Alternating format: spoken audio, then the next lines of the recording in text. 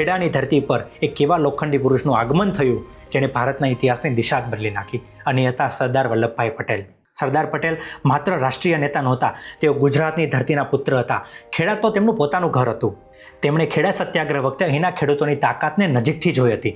એટલે જ જ્યારે ખેડૂતોનું પ્રતિનિધિ મંડળ ત્રિભુવનદાસ પટેલની સાથે પોતાની પીડા લઈને તેમની પાસે પહોંચ્યું, ત્યારે સરદારે તેમની વાત ધ્યાનથી સાંભળી. ખેડૂતોએ પોતાની બધી જ સમસ્યાઓ તેમની સામે ઠાલવી દીધી. સરદારે ખેડૂતોને કહ્યું, જો કોઈના ગુલામ બનીને રહેવું હોય તો શોષણ સહન કરવું જ પડશે, પણ જો શોષણમાંથી મુક્ત થવું હોય તો બીજા પર આધાર રાખવાનું બંધ કરો. તમે જાતે જ તમારી વ્યવસ્થા કેમ નથી કરતા? તેમણે સમજાવ્યું, તમે બધા ભેગા મળીને તમારી પોતાની સહકારી મંડળી કેમ નથી બનાવતા? એક એવી સંસ્થા જેના માલિક તમે પોતે હો, તમે જ દૂધ ભેગું કરો, તમે જ તે દૂધ પર પ્રક્રિયા કરો અને તમે જ તે દૂધને વેચો. વચેટિયાઓને વચ્ચેથી હટાવી દો, નફો સીધો તમારા ખિસ્સામાં જ આવશે. આ વિચાર સાંભળીને ખેડૂતો ચોંકી ગયા. અત્યાર સુધી તેઓ માત્ર દૂધ વેચનાર હતા. માલિક બનવાનો વિચાર તો તેમના સપનામાં પણ નહોતો. તેમણે શંકા સાથે પૂછ્યું, પણ સરદાર, આ થશે કેવી રીતે? અમારી પાસે ન તો પૈસા છે, ન તો જ્ઞાન. અમે આટલી મોટી કંપની સામે કઈ રીતે ટકીશું? સરદાર પટેલ હિંમત આપતા કહ્યું, તમારી સૌથી મોટી તાકાત છે તમારી એકતા, યુનિટી.